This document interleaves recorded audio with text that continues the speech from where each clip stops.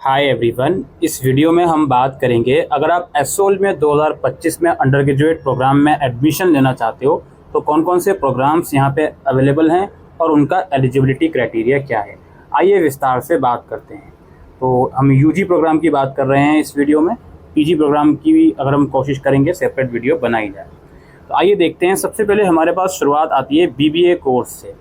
BBA course में ये लोग बोलते हैं, अच्छा एलिजिबिलिटी से पहले मैं आपको लिस्ट दिखा देता हूँ कि लिस्ट ए और लिस्ट बी का क्या चक्कर होता है। हालांकि आपको पता होना चाहिए। ये आप यहाँ पे देखिए, ये लिस्ट ए है जिसमें कुछ लैंग्वेजेस होती हैं, ठीक। और ये लिस्ट B1 है और B2 है जिसमें कुछ इलेक्टिव सब्जेक्ट्स आपके होते हैं, ठीक है। ये इसको एक बार आप देख लीजिए। नाउ हम एलिजिबिलिटी पर आते हैं। सबसे पहले BBA और BMS दोनों का सेम है, डिस्कस करते हैं। कोई भी एक लैंग्वेज लिस्ट ए में से, उसके साथ साथ मैथमेटिक या अप्लाइड मैथमेटिक पढ़ा होना चाहिए आपने क्लास 12th में, और एग्रीगेट आपके 45% मार्क्स होने चाहिए। SC/ST के लिए पासिंग मार्क्स रिक्वायरमेंट है, OBC के लिए 40.5%। तो आप BBA और BMS के लिए एलिजिबल हो, ठीक है। ये दो सब्जेक्ट का कम से कम पढ़े होने चाहिए, बाकी और सब्जेक्ट कोई भी हो, बस मैथ्स और कोई एक लैंग्वेज अपनी पढ़ी होनी चाहिए। उसके बाद आता है बीकॉम ऑनर्स। बीकॉम ऑनर्स में ये लोग बोलते हैं, पहला कॉम्बिनेशन बोलते हैं कोई भी एक लैंग्वेज लिस्ट ए में से, उसके साथ साथ मैथमेटिक पढ़ी होनी चाहिए आपने, और उसके साथ साथ कोई भी दो सब्जेक्ट आपने पढ़े होने चाहिए जिसमें से एक सब्जेक्ट कम से कम लिस्ट B1 में से होना चाहिए। या फिर कॉम्बिनेशन 2 ये है, कोई भी एक लैंग्वेज लिस्ट ए में से, उसके साथ साथ अकाउंटेंसी या बुक कीपिंग होनी चाहिए, और उसके साथ साथ कोई भी दो सब्जेक्ट जिसमें से कम एक सब्जेक्ट लिस्ट B1 में से होना चाहिए। और एग्रीगेट वही 45% SC/ST के लिए पासिंग मार्क्स और 40.5% OBC के लिए। अब बीकॉम ऑनर्स में सर मैथ्स मैंडेटरी है या नहीं? अगर आप कॉमर्स स्ट्रीम से आ रहे हो, अकाउंटेंसी आपने पढ़ा है, तो मैथ्स मैंडेटरी नहीं है, और दूसरी स्ट्रीम से आ रहे हो तो मैथ्स मैंडेटरी है। सिंपल सी बात है। इंग्लिश ऑनर्स की बात करते हैं। आपने इंग्लिश पढ़ा होना चाहिए प्लस 12 में, और कोई भी दो सब्जेक्ट लिस्ट B1 में से, और कोई भी एक सब्जेक्ट या तो वो लिस्ट B1 में से हो या लिस्ट B2 में से हो। यानी कि हर कोई एलिजिबल है इंग्लिश ऑनर्स के लिए।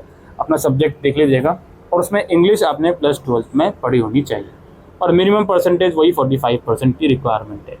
पॉलिटिकल साइंस ऑनर्स में एनी स्ट्रीम पास इन 12th, कोई भी स्ट्रीम आपने पास आउट करिए 12th में जिसमें से एक लैंग्वेज हो, और कोई दो सब्जेक्ट B1 में से और कोई एक सब्जेक्ट B2 में से, आप इसमें एलिजिबल हो। क्राइटेरिया बिल्कुल सेम है।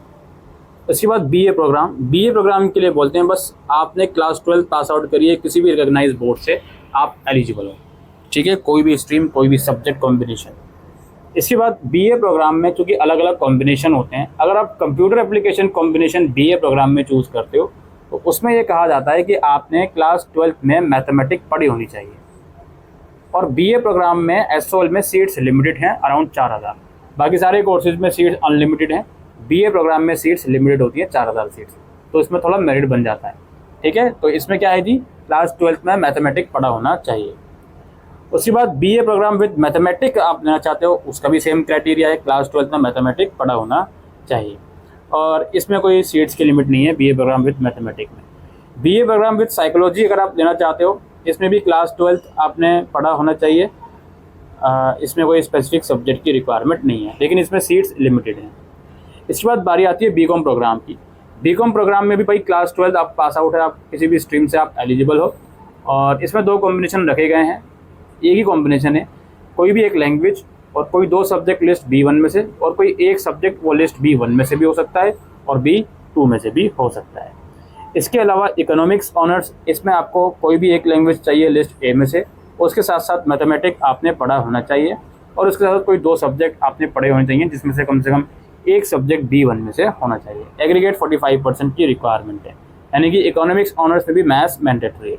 और जो साइकोलॉजी ऑनर्स है आपका, इसमें भी कोई एक लैंग्वेज, कोई दो सब्जेक्ट B1 में से, और कोई एक सब्जेक्ट वो या तो B1 में से हो सकता है और या तो B2 में से हो सकता है, ठीक है। और साइकोलॉजी ऑनर्स के लिए ज़रूरी नहीं है प्लस 12 में साइकोलॉजी आपकी होनी चाहिए।